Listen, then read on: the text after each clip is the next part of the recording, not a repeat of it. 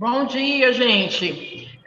Lembrando, né, nós estamos aí no andamento da disciplina, já na nossa unidade segunda, tá certo? Unidade 2, tratando acerca da temática do mandado de segurança, né?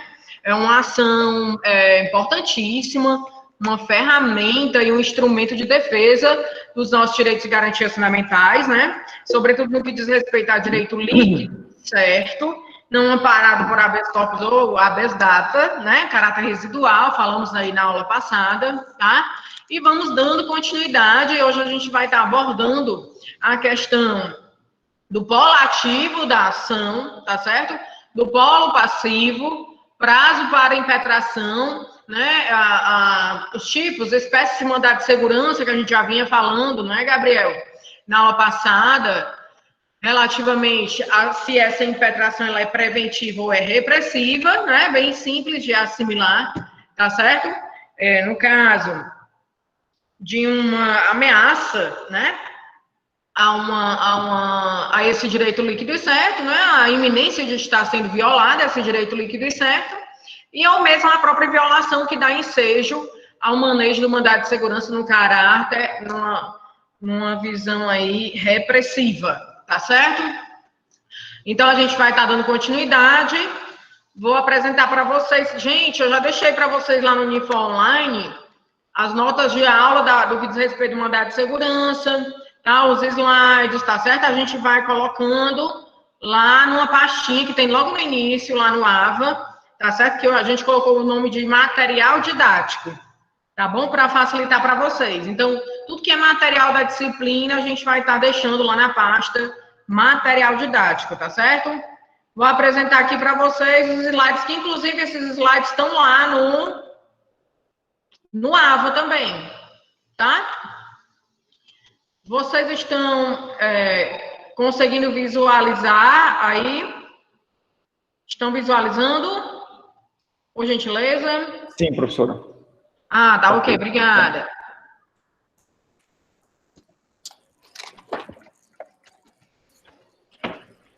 Sim, né, Joviana? Prontinho, gente. Esses slides estão ali também lá no material do nosso AVA, tá certo? Já falamos aqui, né, na incidência, na aula passada, pessoal que não esteve na aula, né? Falamos um pouco do histórico do mandado de segurança, né, que surgiu do ponto de vista e das constituições, né? A partir da Constituição de 1934, tá certo?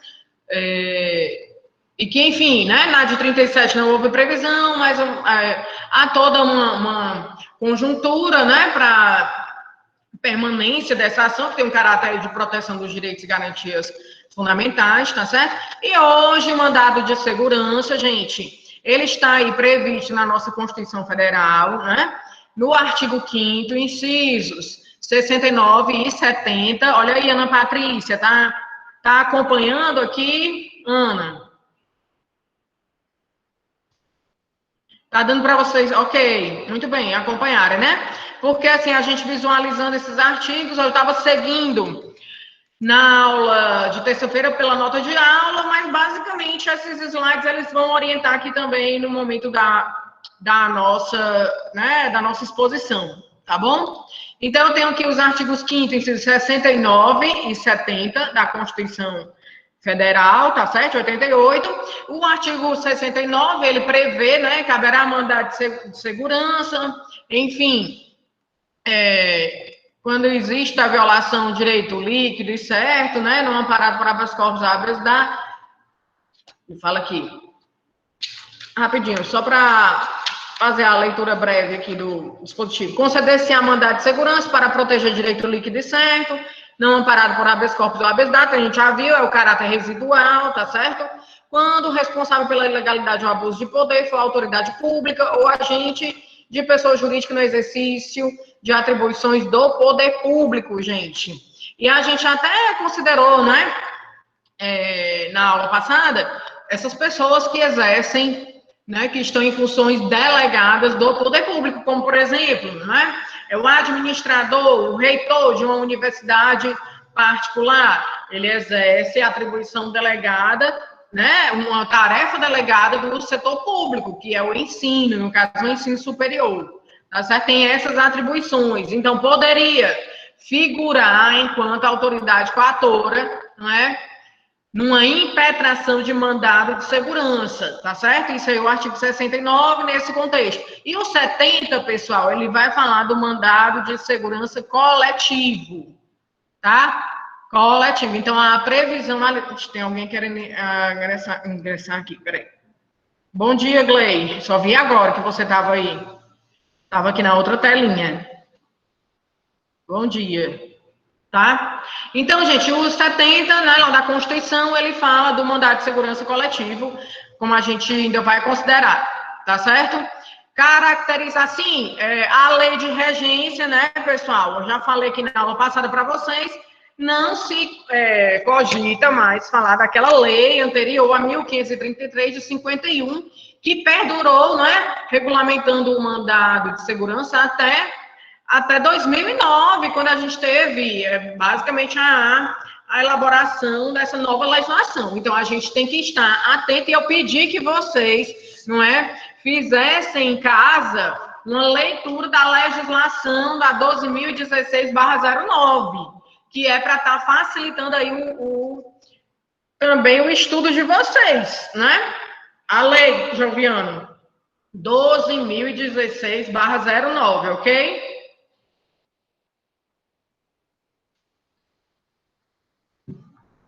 A Ana está colocando aqui, né? Muito bem, a disposição, perfeito. O mandado de segurança. Ah, perfeito. Obrigada, Ana Patrícia. Partido político, a representação no Congresso Nacional, organização sindical, entidade de classe ou associação legalmente constituída e em funcionamento há pelo menos um ano em defesa dos interesses de seus membros ou associados.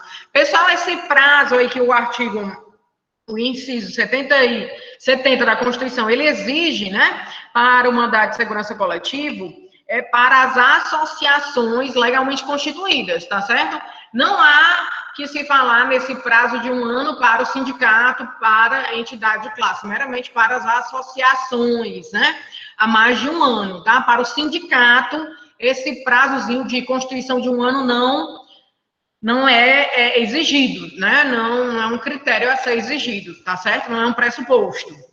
Gente, agora sim, Ana, muito bem, obrigada por você ter colocado aqui, né, a letra dos dispositivos da Constituição, já facilita aqui para todo mundo, né, no chat, tá certo?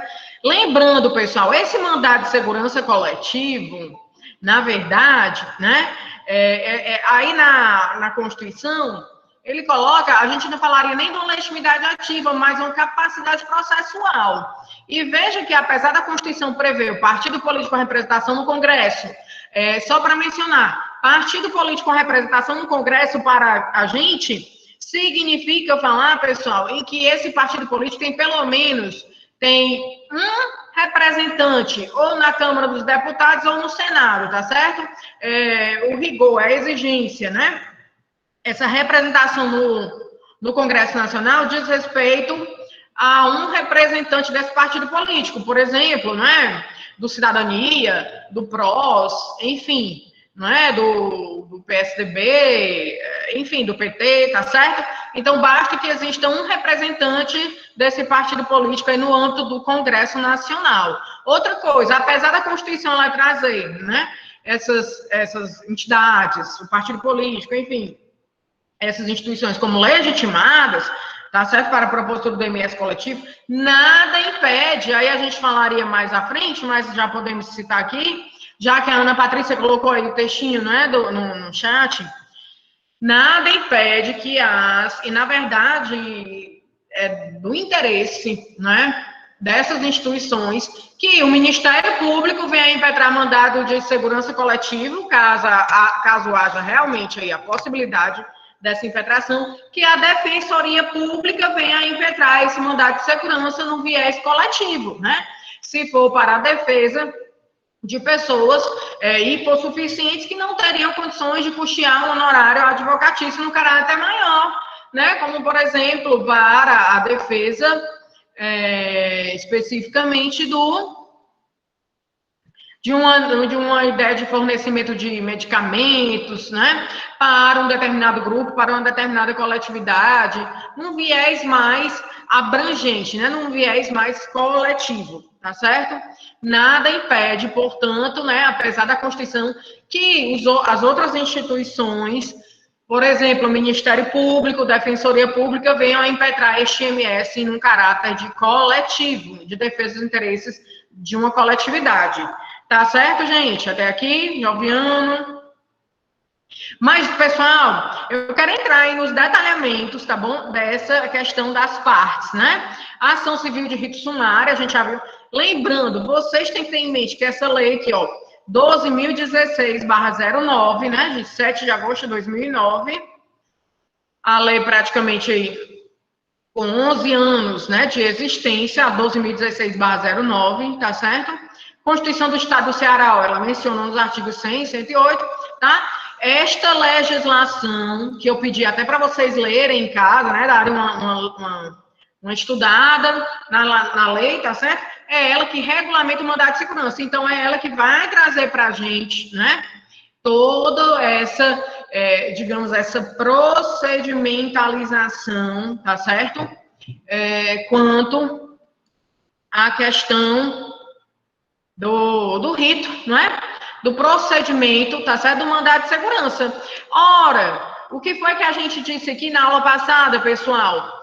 Quando eu, enquanto cidadã, né, interessada na defesa dos meus direitos líquidos e certos, ou do meu direito líquido e certo, né? Eu escolho a via do mandado de segurança. Eu tenho que ter em mente o quê, doutor Gabriel? Que eu tenho o quê? Prova documental pré-constituída. Eu não vou precisar fazer o quê? Instrução probatória, né, gente? Instrução probatória, ou seja, quando se fala em instrução probatória, tá certo? Não é cabível, né? Não se fala no uso, no manejo, na utilização de mandado de segurança. A gente já falou isso aqui na aula passada, tá certo? Então, eu vou optar pelo mandado de segurança se eu estiver, né, cumprindo esses requisitos efetivos, tá certo? Para que eu possa utilizar esse instrumento de tutela dos direitos e garantias fundamentais, que é o mandado OMS, mandado de segurança, tá bom? Primeira situação, né? Eu tenho que ter a prova documental pré-constituída. Segunda situação, Gabriel, a gente até colocou aqui no slide, deixa eu dar uma olhadinha, um minuto. O prazo, ó, prazo para impetração do mandado de segurança, né? Não chegamos a falar muito aí na aula anterior, mas este prazo para impetração do mandado de segurança é de quantos dias, doutor Dinael, Glei? Ana Patrícia, 120 dias. Gente, aí vamos entrar nas minúcias, né? No detalhamento aí dessas questões de ordem processual, tá certo? 120 dias. Esses prazos são prazos processuais que são contados em dias úteis, segundo o CPC? Sim ou não, pessoal?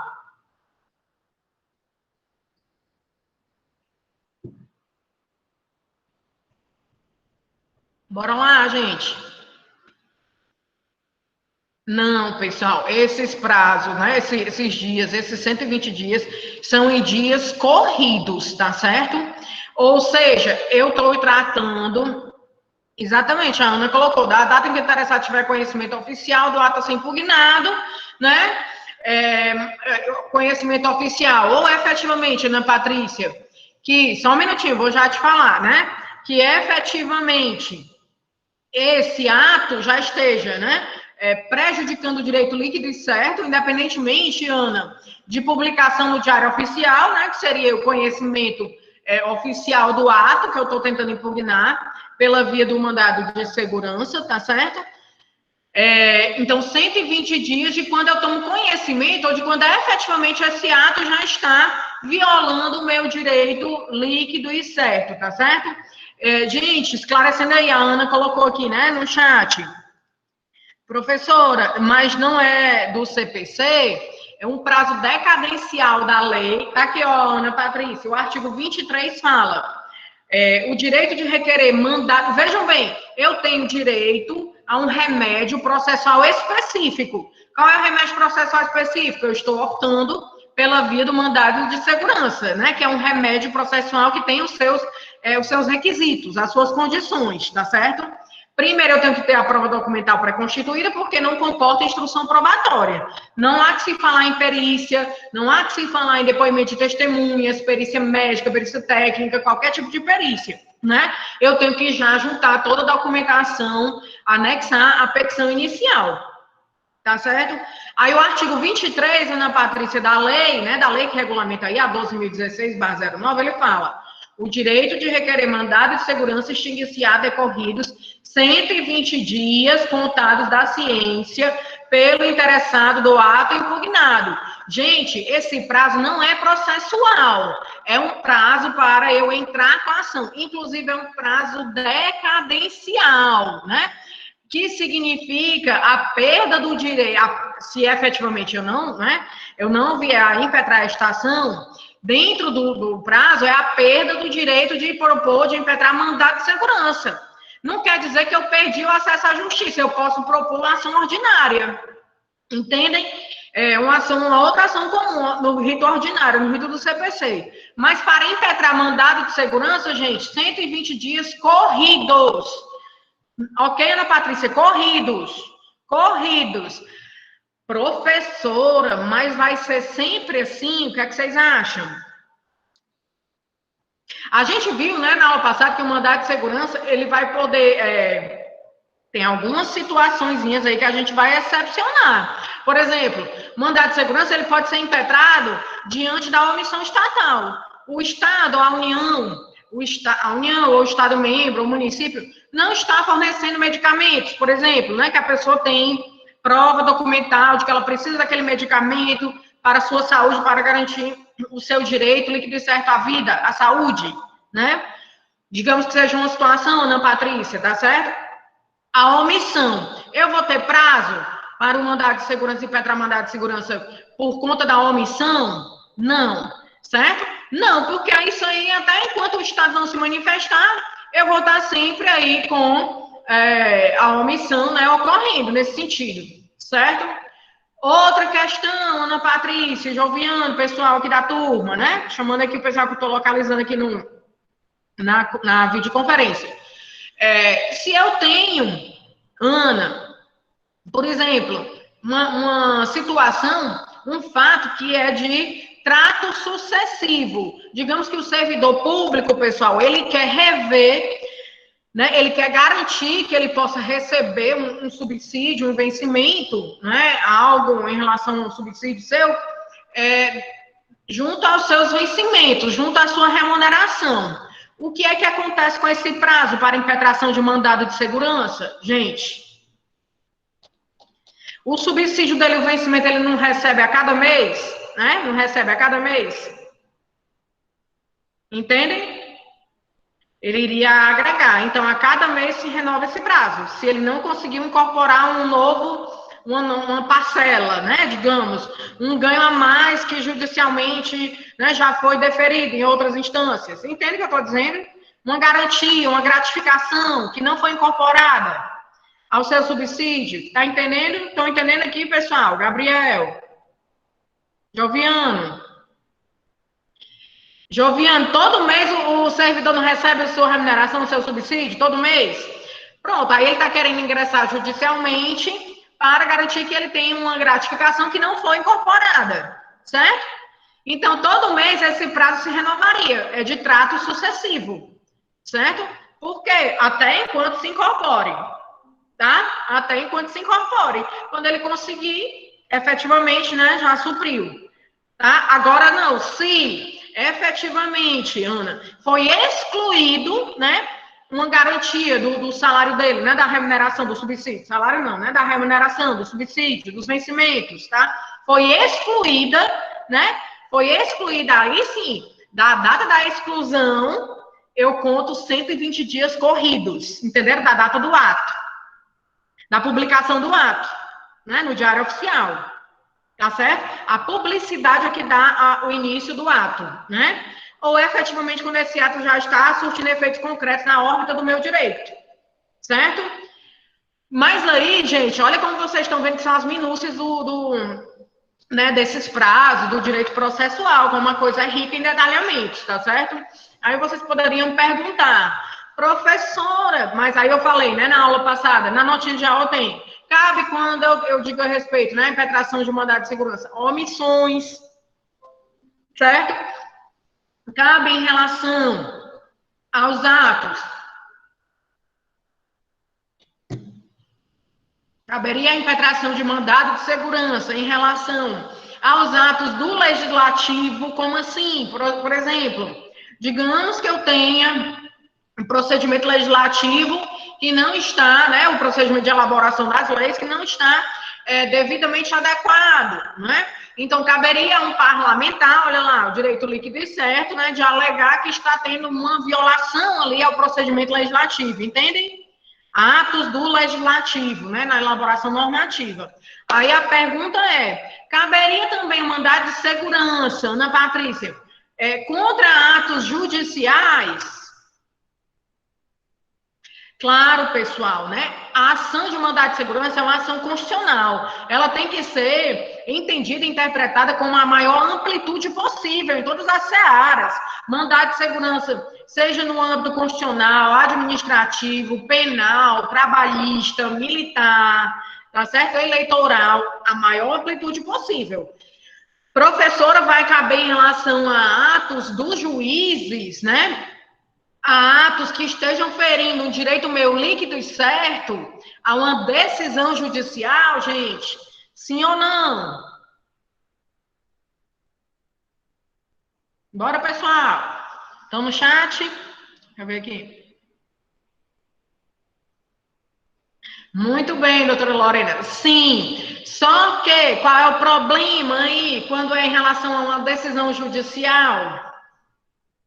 A decisão judicial. Geralmente, a decisão judicial, né? Eu estou já no âmbito do processo. Eu já estou dentro do processo. Entende quando eu falo? O processo já está tramitando. Então, aí, no âmbito do processo, Ana Patrícia, seria em dias úteis, tá certo? Em dias úteis. Ou seja, caberia um mandado de segurança contra ato judicial, né?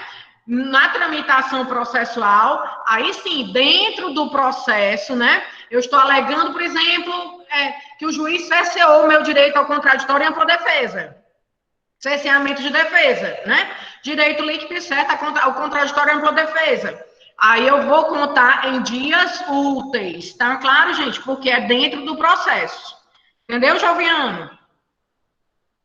Entendeu? Então, assim, existem essas minúcias, né, esse detalhamento, mas a regra geral é que esses 120 dias é um prazo decadencial, gente.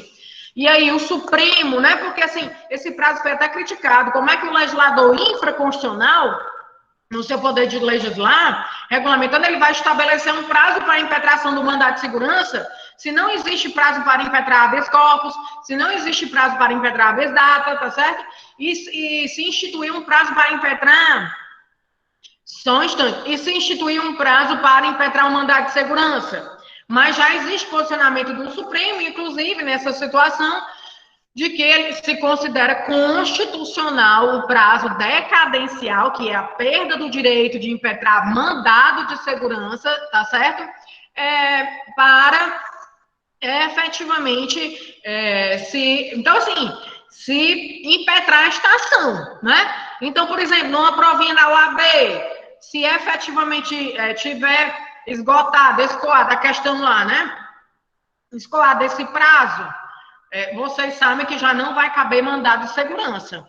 Poderia ser uma ação ordinária com tutela antecipada, né? Com as tutelas, na verdade, com as tutelas de urgência.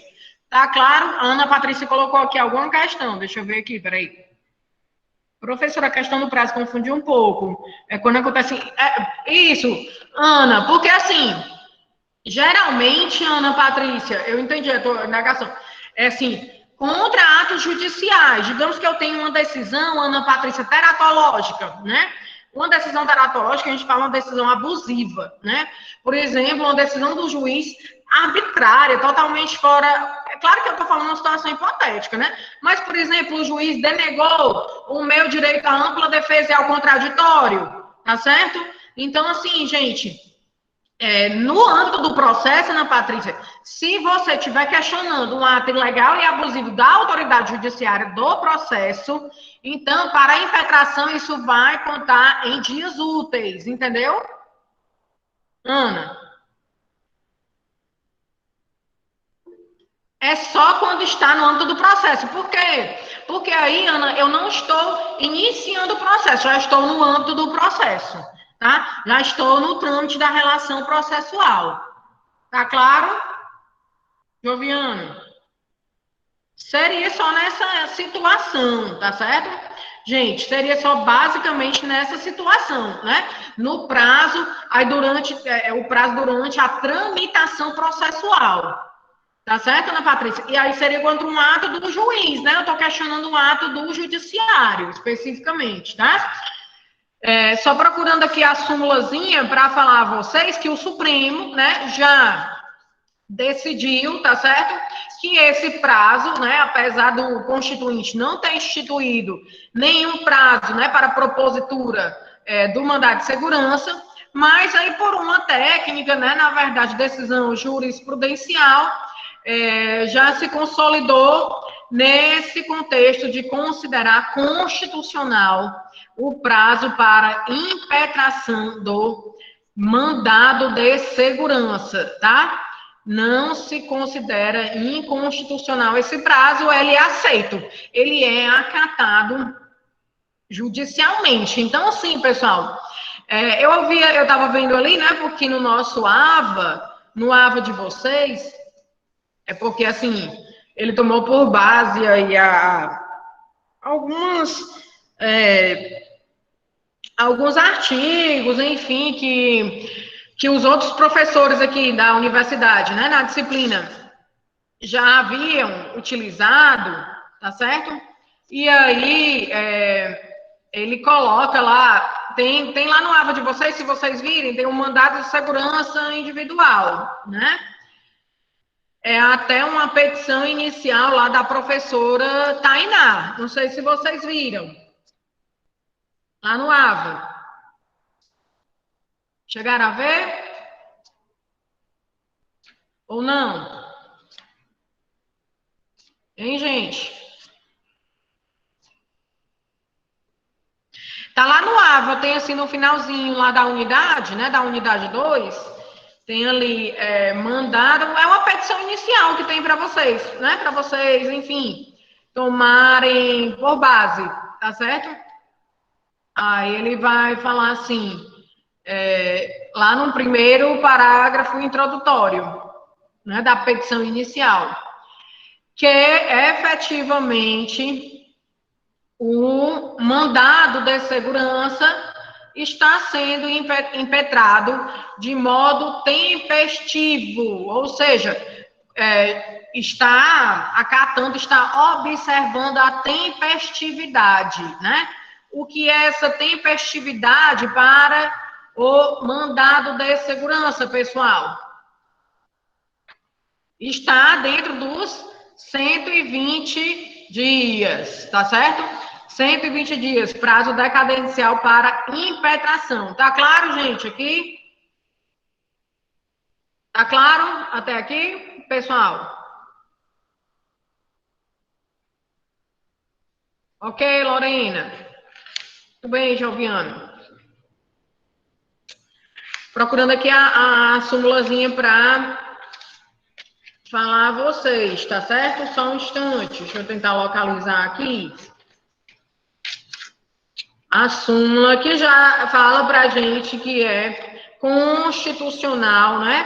É possível esta impetração do mandado de segurança, considerado esse prazo constitucional, mas enfim, depois eu localizo aqui para vocês, tá bom?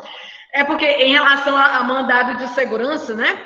A gente tem que perceber que essa lei, a 12.016, apesar dela trazer em si poderia nem efetivamente buscar a súmula, porque a lei já traz aqui, né? O prazo para requerer esgota-se, extingue-se a decorridos 120 dias, tá certo? Mas vocês têm que ter em mente que essa legislação, a 2016, ela surgiu muito, pessoal, amparada no que a jurisprudência já vinha, né, resolvendo, decidindo sobre o mandado de segurança. Então, muito dos dispositivos que existem na lei, eles existem já com base nas decisões judiciais anteriormente, né? Por exemplo, os honorários advocatícios, né? Não cabe honorários de sucumbência no âmbito do mandado de segurança, tá? Aqui no artigo 25, né? Aí a gente tem uma súmula 512 do STF e a 107 do STJ. Mas a gente não fala no cabimento de honorários advocatícios no âmbito, na verdade, honorários de sucumbência, né? Ou seja, daquele que se considera sucumbente ao final da causa, aquele que sucumbiu à demanda, perdeu, né? No âmbito do mandado de segurança. Artigo 25, não cabe no processo de mandado de segurança a interposição de embargos infringentes e a condenação ao pagamento dos honorários advocatícios, sem prejuízo da aplicação de sanções no caso de litigância de má-fé. Quer dizer, eu não posso utilizar o rito do mandado de segurança com o intuito de, né, enfim, com a má-fé, porque aí o juiz ele vai poder sancionar com multa, né? Mas não vai caber o pagamento de honorários sucumbenciais ao advogado no âmbito do mandado de segurança. É considerado um remédio constitucional, tá certo? Então, seria uma amplitude maior nesse contexto de interpretação. Agora, vocês têm que lembrar que uma coisa eu estar falando em honorários de sucumbência e outra coisa eu estar falando em honorários convencionais ou contratados, né? Que, por exemplo, eu vou buscar o escritório lá do Joviano, tá certo? E eu vou contratar o escritório do Joviano para impetrar o mandado de segurança. Entendem? Uma coisa é a contratação dos honorários, previamente. Outra coisa é a sucumbência, tá certo? Então, já é adiantando aí também essa temática, entenderam? Não cabe honorários de sucumbência. Mas, gente, vamos voltando aqui e falar do polo ativo, né? É uma ação civil de rito sumário, né? Por que é uma ação civil de rito sumário, gente? A natureza dessa ação é especial. O mandado de segurança, ele não está previsto, né? Apesar de não estar previsto lá no CPC, né? Vai utilizar subsidiariamente dos dispositivos, os artigos do CPC, tá certo? Mas qual é a legislação que vai preponderar? Lorena, Ana Patrícia, Gabriel, é a 12.016/09. A gente vai se fundamentar nessa legislação para fazer a nossa petição inicial, entenderam, pessoal? Para elaborar a petição inicial, a ritualística é a da lei 12.016/09. Não é do CPC. O CPC, ele vai estar atuando como legislação subsidiária, tá? É a legislação subsidiária. Ora, para algum detalhamento, alguma minúcia, eu vou buscar o CPC, eu vou recorrer ao CPC. Mas para regulamentação, para a tramitação do mandado de segurança, né? O que vai imperar, Rafael, você está aí? O que vai imperar é o rito aqui da lei, que vai falar que a autoridade coatora vai ter 10 dias para prestar as informações, né? Vai ser notificada para prestar essas informações, que o Ministério Público vai ter 10 dias para se manifestar, para prestar efetivamente o seu parecer ali no caso, tá certo? E aí, as outras questões, elas vão subsidiariamente pelo prazo do Código de Processo Civil. Mas o que vai imperar é o rito aqui da 2016. Portanto, vamos aqui a quem pode propor, né? O polo passivo, o polo ativo para o mandado de segurança. Quem é o autor? Quem é o impetrante desse mandado de segurança, Joviano? Quem é o autor? A gente vai ver agora, a gente vai falar do impetrante, a gente vai falar da autoridade coatora, a gente vai falar da pessoa jurídica de direito público envolvida ali naquela questão, né? Da pessoa jurídica de direito público a qual pertence a autoridade coatora, tá certo? São esses detalhes aí, sobretudo da aula de hoje. Só um instantinho, Ana, rapidinho, tá certo? Hein, Joviano, diga aí, quem pode propor?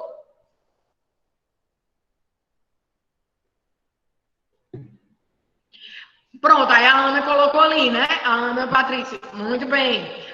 Ana Patrícia, está aí, pessoal, no chat. Pessoa física. E aí, Ana Patrícia, é pessoa física, inclusive o estrangeiro, né, pessoal? O estrangeiro... Estava pescando aqui, professor. Tava o quê, Joviano?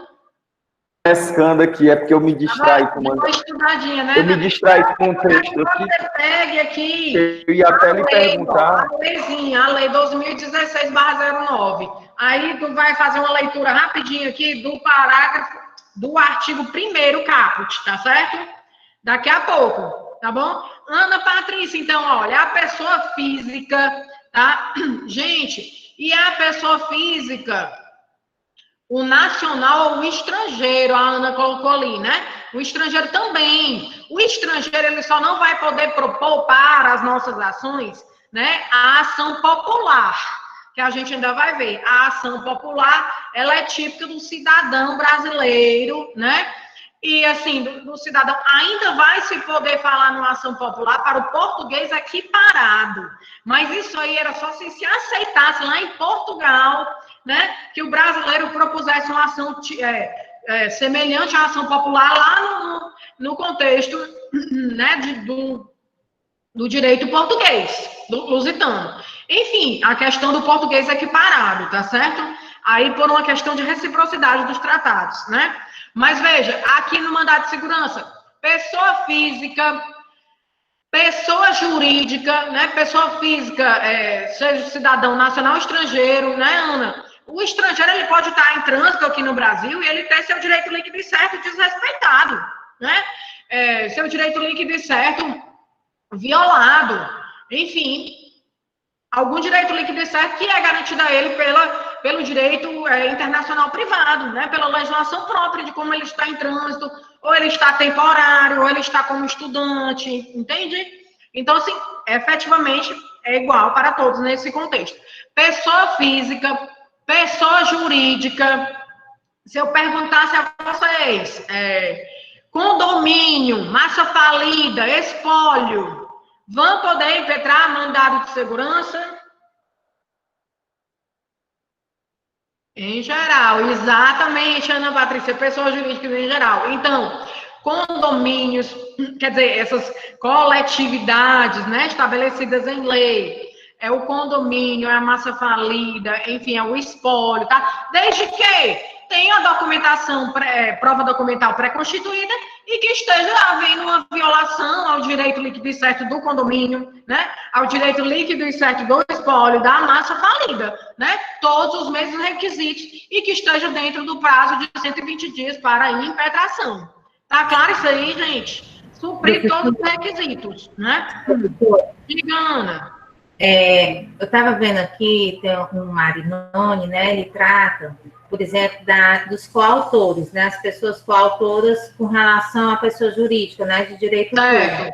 Aí ele diz que os coautores, eles não são, eles não, aí no caso do passivo, né? Porque passou um pouco. Eles não podem ser polo passivo, né? Mas eles podem ser, professora, polo ativo. Aí uma outra questão. Os coautores?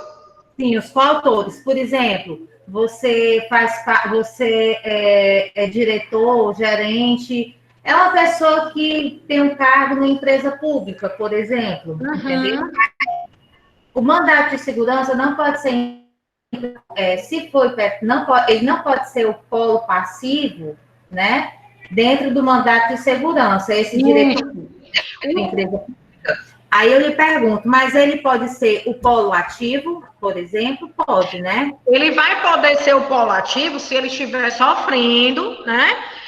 Tem um artigozinho aqui na lei que fala a respeito também disso daí, né? Por exemplo, o principal interessado, Ana Patrícia, ele não buscou impetrar a ação, entendeu? Então, é como se eu tivesse um segundo interessado, né? Por exemplo, num concurso público, certo? Aquele que está na segunda ordem de classificação. Se o primeiro não fez, né? Porque, por exemplo, tem um concurso público que vai caducar o prazo, né? E eles não foram chamados, enfim. Se o primeiro não impetrou, poderia o segundo fazê-lo, entende? Mas veja, isso aí ele só vai poder estar no polo ativo se efetivamente ele estiver sofrendo ou a ameaça ao direito líquido e certo ou a violação a esse direito líquido e certo. Entendeu? Ele vai ter que demonstrar o autor, né, o impetrante, polo ativo aqui, quem é? Pessoa física, pessoa jurídica. Pessoa jurídica aí vai ter o seu representante, especificamente, não é isso? E aí ele vai ter que dizer, argumentar e alegar, provar naqueles fatos que ele está sofrendo, né, está na ameaça ou está sofrendo a violação do seu direito líquido e certo, e que ele tem prova documental pré-constituída. Eu entendo, é como se você estivesse colocando um litisconsórcio ativo, né? Não é isso que você está falando?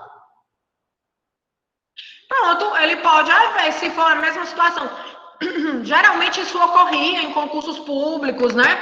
Quando alguns candidatos tinham cerceamento do direito, né? A violação do direito líquido e certo, tá? Em determinado momento, salvo engano, na Justiça Federal, eles, não sei se ainda existe essa resolução, né? Teria uma limitação de número, né? De impetrantes no mesmo polo ativo, até 5 impetrantes, entendeu? Que estariam na mesma situação. Seria o mesmo objeto, a mesma causa de pedir. Entende? Agora, você colocou muito bem, Ana. Pessoal, né? Tô falando aqui com a Ana, gente, porque ela estava perguntando, né? Estava indagando aqui, mas isso aí vale para todos, tá certo? Rafael, Júlia, Dinael, todo mundo aqui na turma, na sala, né? O polo passivo, quem é? Né? A gente já vai estar partindo para a questão do polo passivo, apesar de ainda ter alguns detalhamentozinhos aí do polo ativo, tá certo? O polo passivo, quem é no mandado de segurança, gente? Aí a pergunta este polo passivo é a autoridade coatora que está ali figurando ou é a pessoa jurídica de direito público a qual está vinculada essa autoridade coatora? O que é que vocês acham? Existe assim, surge em algum momento da doutrina, né? E alguns doutrinadores vão divergir quanto a este polo passivo, mas hoje isso já está bem mais, digamos, assentado, né, na doutrina e mesmo na seara judicial, na decisão judicial. Porque o polo passivo, gente, vai ser a pessoa jurídica de direito público implicada aí na situação, tá certo? Não é a autoridade coatora. A autoridade coatora ela é chamada para prestar informações aí no feito do mandado de segurança. Ela apresenta, ela figura. Quer dizer, hoje a autoridade coatora, exatamente, Ana Patrícia, ele dá subsídios ao juiz, né, por meio das informações. Por que aquele ato ele foi praticado? É o papel da autoridade coatora. Dizer por que houve a prática desse ato que está sendo impugnado, né, por meio, a presunção desse ato, né, por meio do mandado de segurança, tá certo?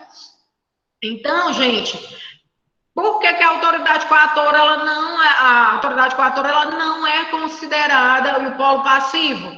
Ora, a autoridade coatora, ela pode estar hoje lá no setor, né, no serviço público, enfim, ela pode estar hoje presente naquele setor, mas amanhã, em outro momento, daqui a 2, 3 meses, 6 meses, ela pode estar em outro órgão, né?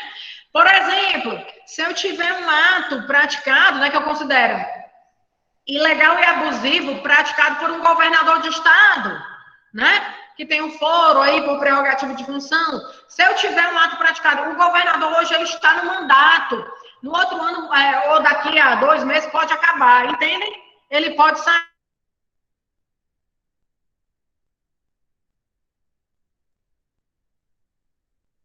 Porque o governador deixou o mandato, quer dizer, findou o mandato, né, o mandato político?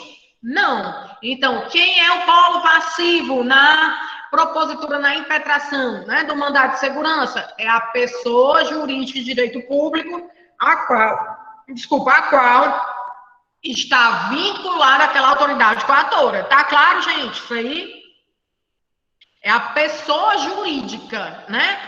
É porque hoje, efetivamente, a autoridade coatora pode estar naquele momento, mas em outro momento não está. E outra coisa, quem vai responder patrimonialmente, né? Se houver alguma obrigação a partir daquela condenação, da concessão da segurança, do deferimento ali da segurança, né? Se houver algum efeito pecuniário posterior em sede de cumprimento de sentença, tá certo? Em sede de cumprimento de sentença, quem vai arcar com esse cumprimento de sentença não é em sede de mandado de segurança, né? Porque o juiz ali vai reconhecer, tem um caráter mandamental, por exemplo, inclua-se a gratificação ao servidor a partir, inclua-se a gratificação ao servidor, né? Impetrante, da União ou do Estado, a partir do trânsito em julgado desta decisão, tá certo? Na verdade, a partir da sentença decisória, porque no mandado de segurança já começa a execução provisória, tá certo? Então, assim, quem é que vai arcar com esse caráter pecuniário? É a pessoa jurídica de direito público. Tá claro, pessoal, isso aí? Está clara essa situação?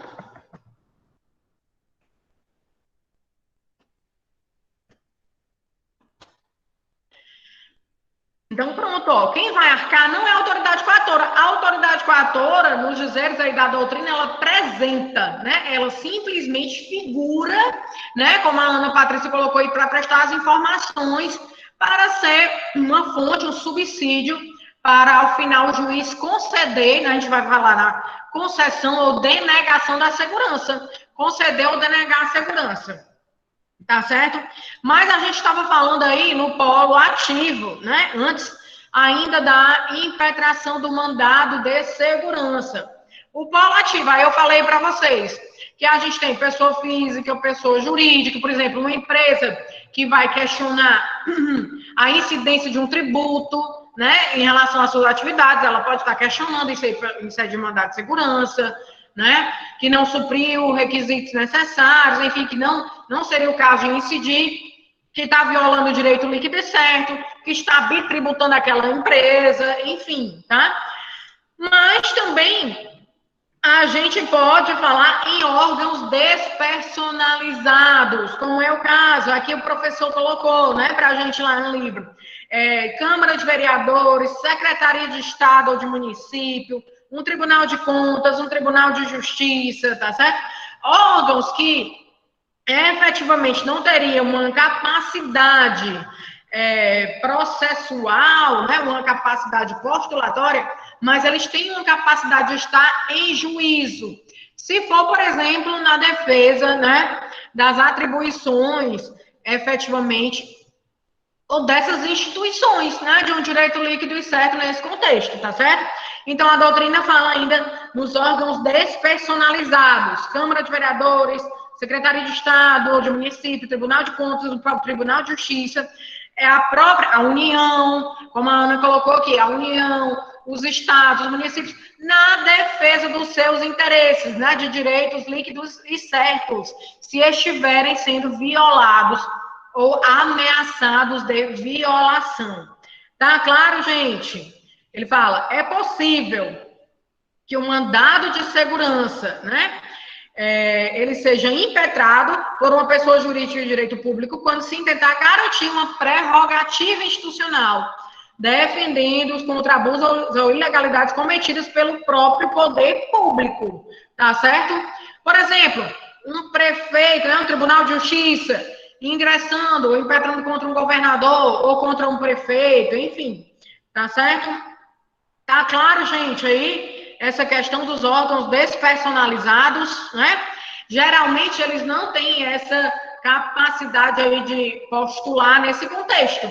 Mas se for na defesa das prerrogativas, na defesa da coisa pública, poderia, e se houver a violação desse direito líquido e certo, pode haver essa defesa em juízo, né? Pelos órgãos de assessoramento, enfim, pelos órgãos de representação judicial dessas pessoas. Vocês entendem? Por exemplo, A União, quem representa a União em juízo, pessoal? Bora lá. Gente, essa matéria é muito interessante, né? Matéria do mandado de segurança, tá certo? É interessante que vocês façam uma leitura. Por quê? Porque é muito rica em detalhes, né? Tem muito detalhamento. Então, assim, é interessante que vocês façam, justamente, Ana Patrícia, né? Os advogados da União vão fazer, e assim, as suas autarquias, né? A defesa dos interesses dessas entidades, né? Da União, dos entes, né? Das entidades da União, suas autarquias. Oi, Anne, vai precisar. Só um minutinho. Sai um pouquinho mais cedo. Tá certo, Anne Caroline. Tá certo, Anne Caroline. Tranquilo. Na hora da chamada, alguém pode lembrar, né? Daí da Anne Caroline, tá certo, gente? Bom, então, aí a gente tem, né, a união pelos órgãos de representação, no caso, a advocacia da União, as suas procuradorias das autarquias, né, seja, por exemplo, INSS, IBAMA, né, no âmbito da União, dentre outros, tá certo? Aí vem no âmbito do Estado, né, Ana Patrícia, a Procuradoria do Estado, né, no âmbito do município, a Procuradoria, as procuradorias do Estado, as procuradorias do município, tá certo? O MP, Ana Patrícia colocou ali, o MP seria aí mais numa seara, né, da tutela do mandado de segurança coletivo, tá certo? Porque efetivamente, né, ele não vai atuar, talvez o Ministério Público fosse vier ingressar na defesa de um interesse, por exemplo, de um incapaz, certo? Se realmente essa pessoa, por exemplo, um incapaz que não tem ninguém da sua família que o represente, né? Ou não tem ninguém por si, tá certo? Aquela ideia da curadoria, né? Do Ministério Público, tá certo? Uma curadoria especial. Mas realmente, se não houver ninguém que represente esse incapaz, poderia até se aventar esta possibilidade. Mas para o Ministério Público, Ana Patrícia, até a Defensoria, né? A Defensoria, tranquilamente. Por quê? Porque vai existir, né, efetivamente, um cidadão que ele vai ser considerado hipossuficiente e ele vai poder querer ingressar, eventualmente, com mandado de segurança, ele não tenha como custear os honorários contratados de um advogado, certo? Agora, o MP se vê muito mais, Ana Patrícia, no âmbito da tutela da coletividade, tá certo? Professora, a ele mesmo, por exemplo, digamos que o MP ele se sente lesado por alguma ação da administração pública. Ele pode... Sim, não, você fala na defesa dos interesses da categoria, não é isso? Justo. Sim, aí sim, porque veja bem, Ana, eu entendi agora a tua indagação. Na defesa dos interesses da instituição, sim, a própria associação, as associações, né, enfim, no próprio... Enfim, eles, enquanto associados nesse contexto da defesa das suas atribuições, na defesa da instituição, das suas prerrogativas, entende? Aí sim, porque, veja, pessoal, eu não posso tomar a ação de mandado de segurança limitada, né? Como um viés limitado. Não, ela é um instrumento que existe, é uma ferramenta que existe para ser interpretado da maneira mais ampla possível, um reach constitucional, né? Um reach é um remédio constitucional, entendeu, Ana? Um remédio. Então, a amplitude é a maior possível, né? Eu posso utilizar o ANS, né? Porque ele é do direito constitucional, está na Constituição, eu não posso utilizar na seara administrativa. Não, né? Eu vou utilizar com a maior amplitude possível, inclusive na defesa das atribuições, das prerrogativas das categorias, sim. Com certeza, tá certo? Mas aí eu vou ter que dizer o quê, Ana Patrícia? Vai ter que ser provado o quê? Que existe prova documental pré-constituída, tá certo? E que está naquele prazo dos 120 dias, né? E que aquilo ali, e que naquela situação houve a violação ao direito líquido e certo, por exemplo, da categoria do Ministério Público, né? vocês devem ter acompanhado aí o caso do procurador, Ana Patrícia, do Deltan Dallagnol, né? Aí aquele membro do Ministério Público da União que está ali estava, né, na força-tarefa da Lava Jato, né? E aí ele sofreu até uma punição ali no âmbito do CN, do Conselho Nacional do Ministério Público, não sei se vocês chegaram a acompanhar, salvo engano foi dos relatores, né? Por 9 votos a 1, tá certo que sofreu uma punição, né?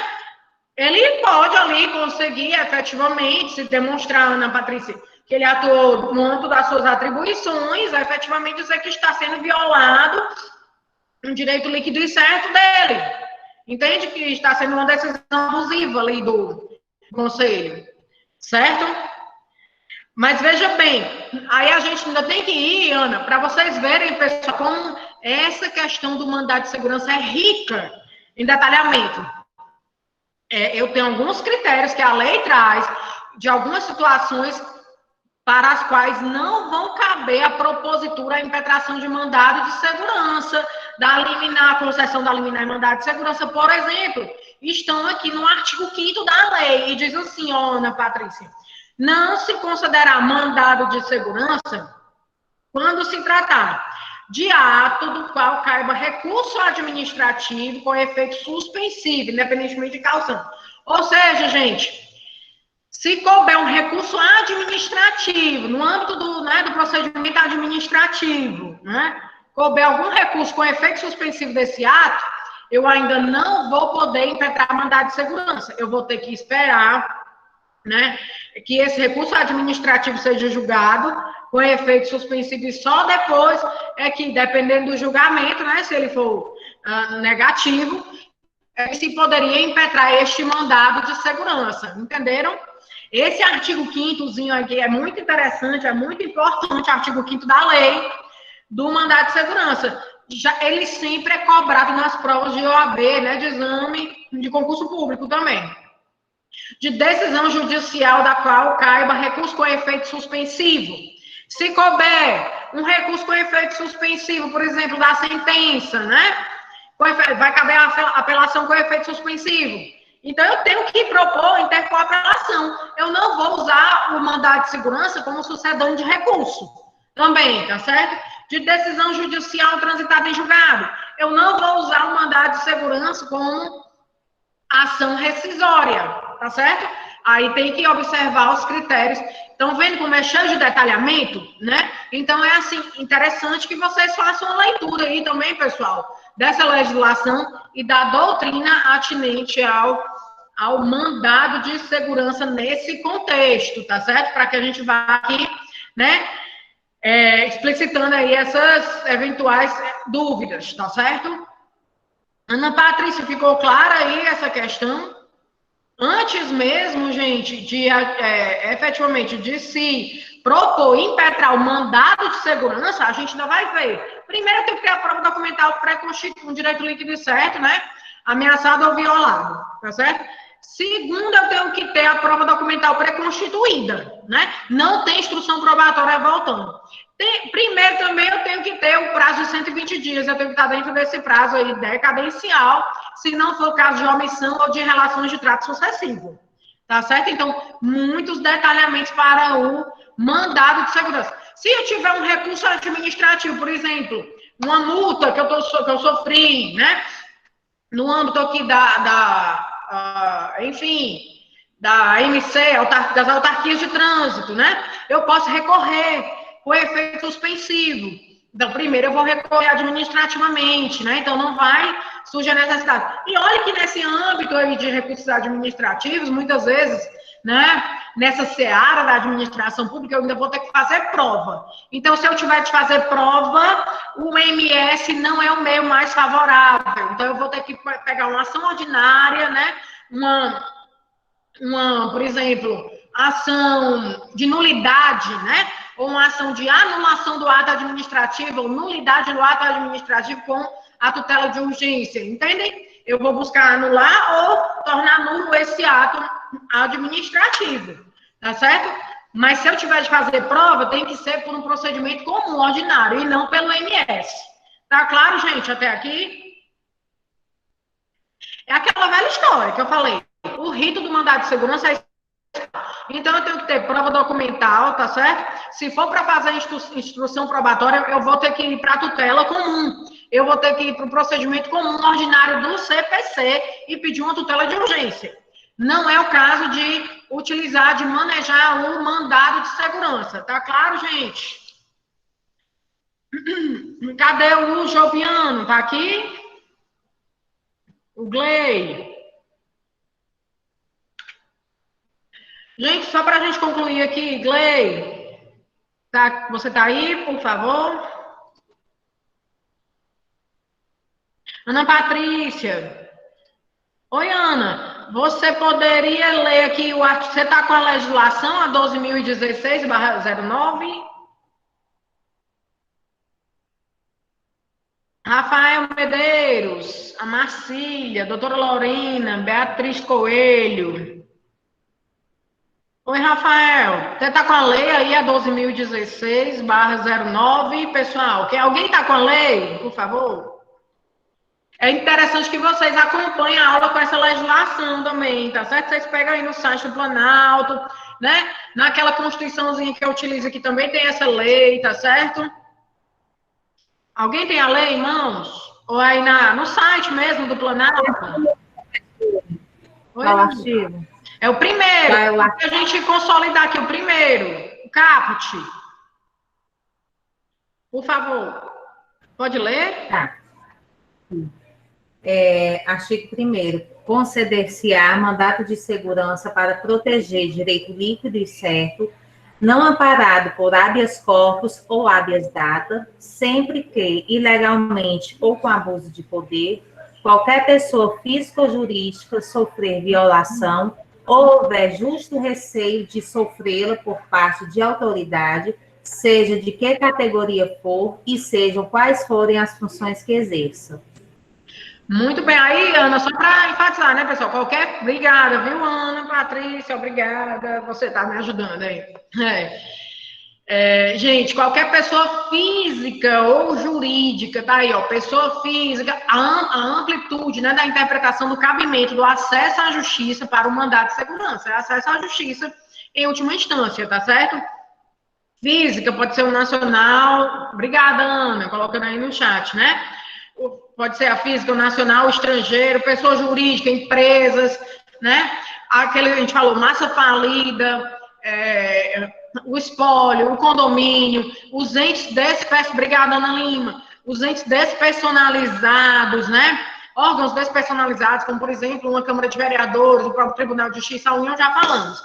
Agora, gente, aí ele fala, equiparam-se as autoridades, para efeitos desta lei, os representantes, está no parágrafo 1º, ou órgãos de partidos políticos que podem sofrer, né, a impetração do MS, eles são equiparados a autoridades coatoras, e os administradores, olha lá, de entidades autárquicas, bem como dirigentes de pessoas jurídicas ou as pessoas naturais, no exercício de atribuições do poder público, como é o caso, por exemplo, do reitor da universidade particular, né, que a gente falava, de um titular de cartório, função delegada também. Somente no que disser respeito a essas atribuições que seriam do poder público, são as funções delegadas, né? Uma coisa, sou eu falar de funções autorizadas. As autorizadas não são necessariamente atribuições do poder público. As funções delegadas são funções que são originariamente do poder público e ele delega a particulares para poder exercer essa delegação. Tá certo? Muito bem. Obrigada, Ana Patrícia. Colocando tudo aí no chat para vocês, gente. Tá certo? Obrigada. Aí, outra coisa, não cabe mandado de segurança contra os atos de gestão comercial praticados pelos administradores de empresas públicas, de sociedade de economia mista ou concessionária de serviço público. Gente, eu já falei na aula passada, o que está por trás do mandado de segurança são atos do direito público, por exemplo, licitações, concursos públicos, tá certo? Porque, por exemplo, uma empresa pública, por exemplo, os Correios, né, prestes aí a serem talvez privatizados, na situação caótica, e se encontra a Empresa Brasileira de Correios e Telégrafos, né? Os Correios. É uma empresa pública, mas para efetivamente fazer... a empresa pública, ela pode licitar, né? Para adquirir produtos, enfim, para a realização de obras, de serviços. Ela vai fazer um procedimento licitatório. O procedimento licitatório, ele dá margem à impetração, entendeu? De mandado de segurança, se houver alguma atitude ali abusiva ou ilegal por parte dos Correios, entendem?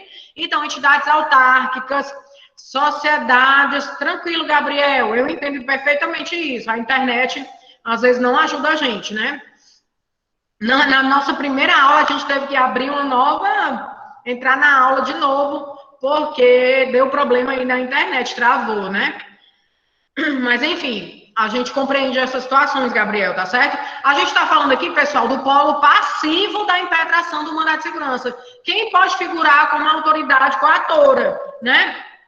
E a lei é bem clara de que as entidades autárquicas, essas pessoas, os dirigentes, as pessoas jurídicas, ou as pessoas naturais, as pessoas que estejam aí atuando como autoridades coatoras em atos que sejam regidos pelo direito público, tá certo, gente? Pelo direito público.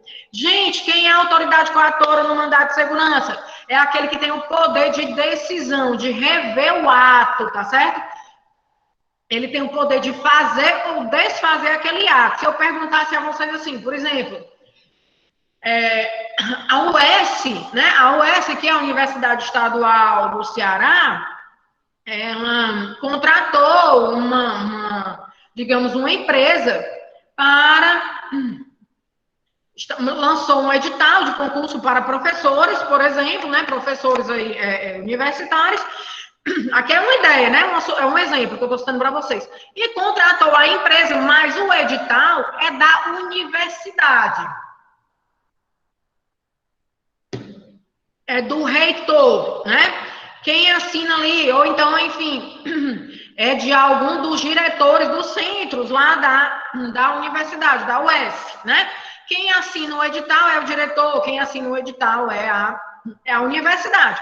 Mas ela contratou uma empresa para organizar o concurso. Por exemplo, a Fundação Carlos Chagas, ou, por exemplo, a CESP, né, que já até mudou de nome, salvo engano, o NB, tá certo? Enfim, contratou uma entidade. O que é essa entidade? Ela é um órgão, é um mero executor daquele ato.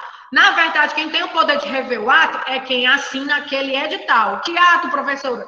O ato, por exemplo, de inscrição no concurso. Se eu tiver a inscrição indeferida, né, por algum motivo, de não estar suprindo os requisitos do edital, tá certo? Enfim, né, o ato ilegal ou abusivo praticado em relação aos candidatos a esse certame para professor. Entenderam? Então, a gente tem que definir, saber, para a definição da competência do mandado de segurança, saber quem é responsável em rever esse ato. Quem é responsável em fazer ou em tomar, em praticar esse ato, realizar esse ato ou não realizar esse ato. É justamente o que ele diz aqui, né? Quanto à autoridade coatora também para o mandado de segurança. Ele diz assim, Ana Patrícia, lá no parágrafo 3º do artigo 6º, considera-se a autoridade coatora aquela que tenha praticado o ato impugnado ou da qual emane a ordem para sua prática. Se a universidade, parágrafo 3º do artigo 6º, pessoal, que a partir do artigo 6º, vocês devem estudar em casa aí, pelo menos o artigo 6º, o artigo 7º, o artigo 15, que a gente vai ver, tá certo? O artigo 12, que tratam do procedimento do MS. Na outra aula, por gentileza, vocês estudem aí a legislação, pelo menos, a partir do artigo 6º em diante, tá certo? Porque trata do procedimento, e é muito importante a gente tratar desse procedimento do mandado de segurança. Então, assim, vocês estão vendo que são muitos detalhes, né? São muitos detalhes, tá certo? Então, eu tenho que a autoridade coatora é aquela que tem o poder de rever o ato, que praticou o ato, ou da qual emane a ordem para a sua prática, ou rever essa ordem, tá certo? Encontrou aí, Ana Patrícia, o artigo Artigo 6º, parágrafo 3º. Considera-se autoridade coatora aquela que tenha praticado o ato impugnado, da qual emane a ordem para a sua prática. Aí eu acabei de falar para vocês. Mas, pessoal, quem é considerado? O que é que a autoridade coatora... Obrigada. Exatamente, Ana Patrícia. O que é que a autoridade coatora ela vai fazer já partindo para o procedimento, né? No artigo 7º da lei está dizendo aí, inciso 1º, a autoridade coatora ela é notificada, o que vocês conhecem como citação. Lá na petição inicial do procedimento comum, aqui no mandado de segurança, vocês vão pedir para o juiz que seja notificada a autoridade coatora para que preste as informações no prazo de 10 dias. Essas informações, elas não têm a natureza de uma contestação, como a Ana Patrícia colocou antes, mas elas têm uma natureza, pessoal, de dar subsídios ao juiz para ele saber por que foi praticado aquele ato, né, administrativo, aquele ato que está sendo questionado em sede aí de mandado de segurança, tá certo? Artigo 7º, inciso 1º, ao despachar a inicial, o juiz ordenará que se notifique o coator do conteúdo da petição inicial, enviando-lhe a segunda via apresentada com as cópias dos documentos, a fim de que no prazo de 10 dias, preste as informações necessárias, né? Preste as informações. Gente, por que ele colocou uma autoridade coatora? Ela que pratica o ato. Então, se o juiz conceder a liminar, né, aí esse é de mandado que está lá no artigo 7º, inciso 3º, para a suspensão desse ato, né? Se o juiz conceder a liminar, a autoridade coatora ela vai ter que cumprir esta liminar, né? É a autoridade que tem que seguir, obedecer, sob pena de crime de desobediência, como fala a lei aqui também, lá no seu artigo 26, ó, constitui crime de desobediência o não cumprimento das decisões proferidas em mandado de segurança, sem prejuízo de outras sanções administrativas. A autoridade coatora, apesar de não ser prática figurar, né, efetivamente, ela vai representar aí a pessoa jurídica de direito público, mas ela tem que acatar as decisões judiciais aí em sede de mandado de segurança, que é uma ação de índole constitucional, tá claro? Então tem que acatar essas decisões sob pena de crime de desobediência, tá? Gente, então a autoridade coatora ela vai prestar essas informações. E por que eu falei que saber quem é a autoridade coatora é muito importante? Na aula passada a gente falou aqui. Para a gente concluindo a aula de hoje, né, falando aí da autoridade coatora, por que é muito importante saber quem é essa autoridade coatora? Polo passivo, né? Que, na verdade, não é só, né, unicamente o polo passivo, mas ela vai estar figurando, né, como representante aí da entidade pública envolvida na situação, da União, do Estado, enfim. Por que é importante? Gente, o que é que vocês acham? Hein? Bora lá, pessoal, bora pensar um pouquinho aí. Na aula passada eu falei, a Ana Patrícia falou aqui, né? E no caso, falou até da Constituição Federal, onde é que está prevista a competência judicial para atuação, competência da jurisdição, nesse contexto.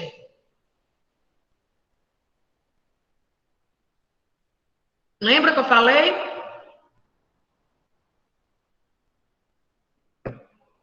Definir, né? Saber quem é a autoridade coatora, exatamente, Ana Patrícia, Constituição Federal, Constituição Estadual e o CODOGES, né?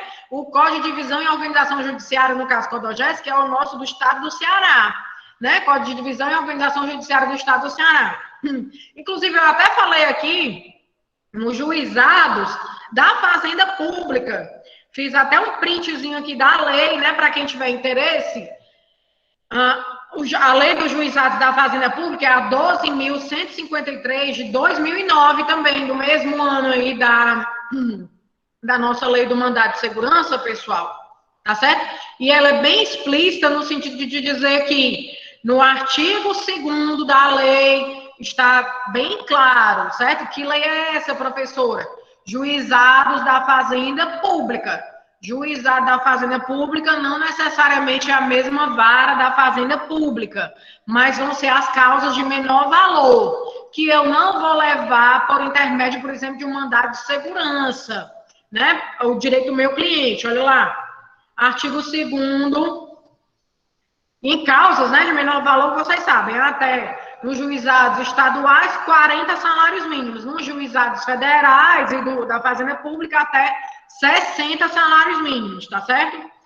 Nos juizados da Fazenda Pública, diz assim, o artigo 2º, para quem quiser saber, eu vou já colocar aqui a lei, tá certo, Ana Patrícia? Não se inclui na competência do juizado especial da Fazenda Pública as ações de, inciso 1º, né? As ações de mandado de segurança, desapropriação, divisão e demarcação populares, improbidade administrativa, execuções fiscais e demandas sobre direitos ou interesses difusos ou coletivos. Entenderam? Por quê? Porque pode ser, né, no mandado de segurança, eu tenho uma ação, uma matéria mais peculiar, uma matéria mais especial que está indo por meio de que está indo por meio de um remédio constitucional, gente. Então, vai merecer, né, um tratamento mais detalhado, um tratamento mais demorado, que não seria o caso aí do juizado da Fazenda Pública, que detém também um rito mais célere, entenderam? A lei do juizado da Fazenda Pública, para quem quiser colocar, ó, lei número 12.153 de 2009. Isso aí está no artigo 2º da lei. Estou colocando aqui no chat, tá certo? Parágrafo 1º. E no inciso 1º. Tá certo? Lei 12.153 dos juizados da Fazenda Pública, parágrafo 1º. Por que eu estou falando isso aqui para vocês, hein, gente? Para que na prática, no dia a dia de vocês, vocês não errem, né? Vocês não venham impetrar um mandado de segurança, tá certo? No juizado da Fazenda Pública. Pode ser que ele venha ainda a caber, viu, Ana Patrícia? Só se for contra ato do juiz, né? Digamos, abusivo, não direito líquido e certo do juiz, daquele juizado da Fazenda Pública. Não vou eliminar. Eu não vou eliminar todas as situações, mas tem que ser um ato, né, desses de malferimento, violação do direito líquido e certo, durante a tramitação daquele processo, entende? Um ato ilegal e abusivo do juiz, entendeu, Ana? Se houver, né? O ideal é que não exista. Os juízes estão sujeitos à corregedoria, estão sujeitos ao Conselho Nacional de Justiça, tá certo? Essa não é a intenção. Gente, voltando aqui para o polo passivo, para a gente terminar a aula de hoje. Então, no polo passivo da impetração, do mandado de segurança, primeiro, para eu ajuizar meu mandado de segurança, né, impetrar meu mandado de segurança, eu tenho que saber quem é a autoridade coatora. Porque esta autoridade coatora, ela pode ter foro por prerrogativa de função. Geralmente, se vocês pegaram o CODOGES aqui no estado do Ceará, a gente pode até ver na outra aula, né, um secretário de Estado, um secretário de Saúde, ele vai ter o foro lá no TJ, certo? Vai ter um foro aí por prerrogativa de função. Então, eu tenho que impetrar, se for contra um ato do secretário de Estado, contra um ato do secretário de Estado, né, da Saúde, da Educação, enfim, da cultura, o que seja, eu vou ter que impetrar lá no Tribunal de Justiça. Entendeu, doutor Gley? Na outra aula você estava perguntando, né? Então, assim, nesse contexto, primeiro eu tenho que identificar quem é a autoridade coatora, tem o poder de rever o ato, né, de fazer ou desfazer, ou praticar ou não praticar, ou desfazer esse ato, e, efetivamente, se essa autoridade ela tem foro por prerrogativa de função. Onde é que eu vou procurar? Na Constituição Federal, Estadual e no CODOGES, no nosso caso, tá certo? Mas, Ana, Patrícia, Luana, Rafael, Lorena, digamos que eu tenha, na minha petição inicial, equivocadamente indicado a autoridade coatora, né? Erroneamente, quer dizer, de maneira equivocada. Eu indiquei a autoridade coatora como a entidade, naquele caso que eu citei, né? A entidade que estava responsável em aplicar as provas do concurso, elaborar as provas e aplicar as provas. O agente mero executor do ato, né? Eu indiquei equivocadamente essa autoridade coatora. Tem remédio, Gabriel? Tem remédio, Ana Patrícia? Tem remédio, gente? Eu posso utilizar o CPC nesse caso? Pode haver a emenda poderia até ser de ofício, Ana Patrícia, né? Gente, dois artigos do Código de Processo Civil possibilitam ao juiz, inclusive, Ana Patrícia, pelo princípio da primazia do mérito, né? O interesse, e se tiver, ó, no prazo, prestes a acabar o prazo para impetração, e o juiz se julgar incompetente, como é que vai ser? Né? Eu vou perder porque então vai prevalecer a primazia do mérito, do julgamento. É o artigo 4º aí, o princípio da primazia do julgamento do mérito aí no CPC, tá certo? É a cooperação também que está no artigo 6º, né, do nosso CPC. Mas existem dois artigos, pessoal, que vão possibilitar, Ana Patrícia, que o juiz, né, diga ao impetrante que ele tem a possibilidade de emendar a petição inicial. Emendar, né? Não é o ideal, né? Quando o advogado ele recebe isso aí, a emenda é dizer que ele falhou, né? Ele falhou na impetração, na propositura. Por isso é tão importante a gente saber quem é a autoridade coatora. Artigos 338, vou colocar aqui no chat, e 339 do Código de Processo Civil, certo? Artigos, a emenda da inicial, né, 338 e 339 do CPC, aplicação subsidiária, pessoal, do CPC, né? E aí, na verdade, vejam bem, isso aí não é uma situação só da lei, né? Isso já passou pelos fóruns, as jornadas de processo, os fóruns permanentes de processualistas, tá certo? Já são enunciados que são devidamente acatados, tá? Então, pelo princípio da primazia do julgamento do mérito, né? O juiz, ele deve favorecer, cooperar também com esse processo. O 338 diz assim, alegando o réu já vai alegar na contestação, ser parte legítima ou não, ser o responsável pelo prejuízo invocado, o juiz facultará ao autor em 15 dias, emenda inicial, 15 dias, tá certo? A alteração da petição inicial para substituição do réu, tá? Substituição do réu, tá certo? E ainda, tá? O 339 diz assim, quando alegar sua ilegitimidade, incumbe ao réu indicar o sujeito passivo da relação jurídica discutida, sempre que tiver conhecimento, quer dizer, o réu também tem que favorecer, indicar quem seria a autoridade coatora, né, pessoal? Tá certo? Então, o impetrante vai dispor do prazo de... tem o 321, salvo engano, Ana Patrícia,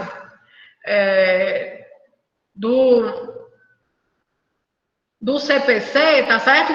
Que seria a questão em que o juiz poderia atuar de ofício.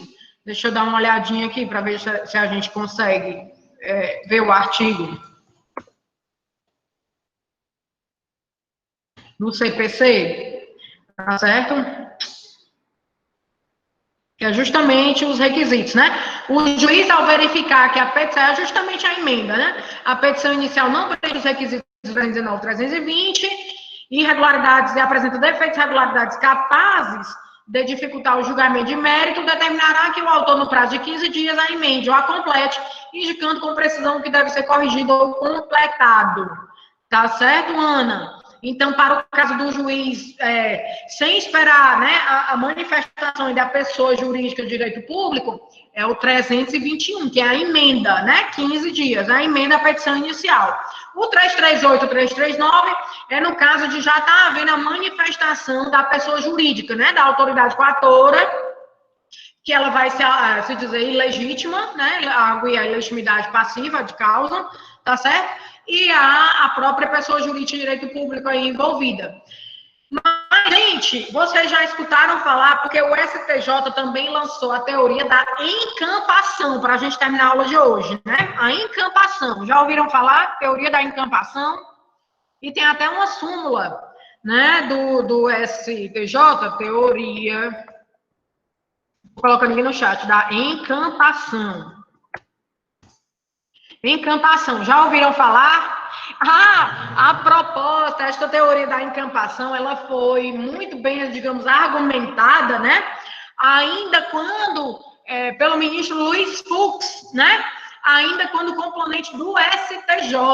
E vocês sabem, já aproveitando o gancho aqui, né, que eu falei no ministro, que ele está assumindo, né, a partir de hoje, aí, a presidência do nosso STF. Vocês viram que ontem foi o último dia do Dias Toffoli, né, na presidência. Aí teve uma sessão no Congresso, enfim, de homenagens. Até o próprio presidente da República, não sei se vocês chegaram a ver, compareceu. Enfim, né, o Toffoli deixa a presidência do Supremo e agora assume o nosso ministro aí, o Luiz Fux, tá certo? Na presidência do Supremo, né? Mas aí o Fux, na época em que... o que, Ana? Da teoria da encampação? Não, a gente vai falar. Na época em que... Diga não, Patrícia. Não, era exatamente a teoria da encampação, professora, não é exatamente essa que se refere com relação à emenda, né? Do que o... Também, mas eu vou falar agora. Eu só falei do ministro aí porque foi ele, né, que argumentou muito bem ainda na época do STJ, que ele era do STJ, né, atuou no STJ. Enfim, e eu aproveitei para falar que ele está assumindo aí a presidência do STF também, né, agora. Mas o que é encampação, pessoal? A encampação nada mais é do que propriamente digamos, a autoridade coatora, ela está efetivamente assumindo, né, é como se o impetrante tivesse indicado erroneamente a autoridade coatora, só que essa autoridade coatora indicada, ela pertence ao mesmo setor, né? Ela pertence à mesma pessoa jurídica. Ela é hierarquicamente superior à autoridade coatora que deveria ter sido indicada, entende? Existe uma hierarquia. Por exemplo, superintendente da Receita, né, federal, e eu deveria ter indicado um auditor, né? Aí o superintendente veio e assumiu ali o papel de autoridade coatora, entendeu? Por quê? Porque ele está no mesmo órgão, né, hierarquicamente superior, ele assume, porque está no mesmo órgão, está vinculado, e não mudou a pessoa jurídica e nem mudou a competência, entendem? O foro, o juízo. Tá claro isso aí, gente? Para encampar, portanto, tem que ter esses requisitos da hierarquia, olha lá, é a súmula 628 do STJ. Vou colocar aqui, ó, súmula 628 do STJ. Tá certo? Ela diz assim, a súmula, rapidinho aqui, para dizer a vocês, tá?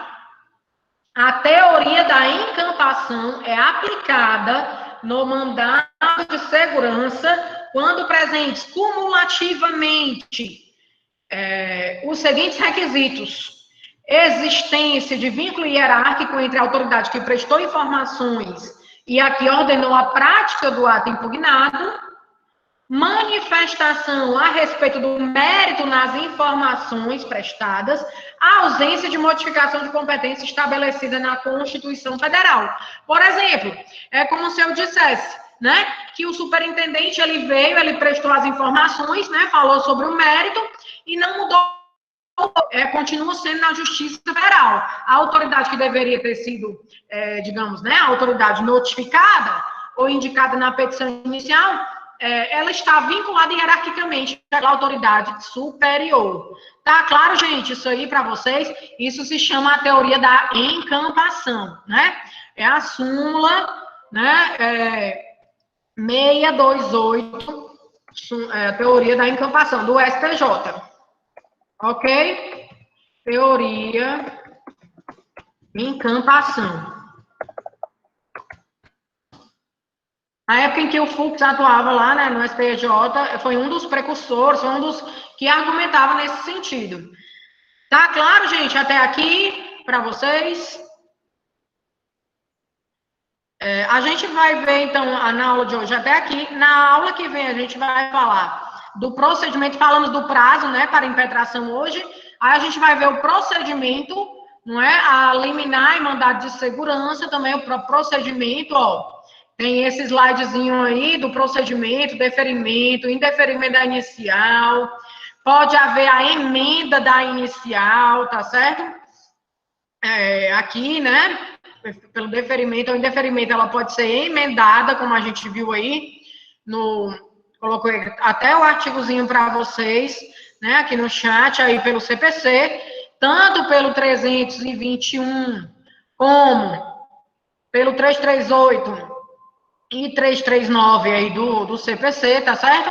E a gente vai ver na aula que vem o procedimento do mandado de segurança, a liminar, suspensão da liminar, tá certo?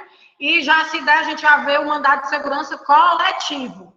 Tá claro, gente? Até aqui, que está na lei também, artigos 21 e 22, ok?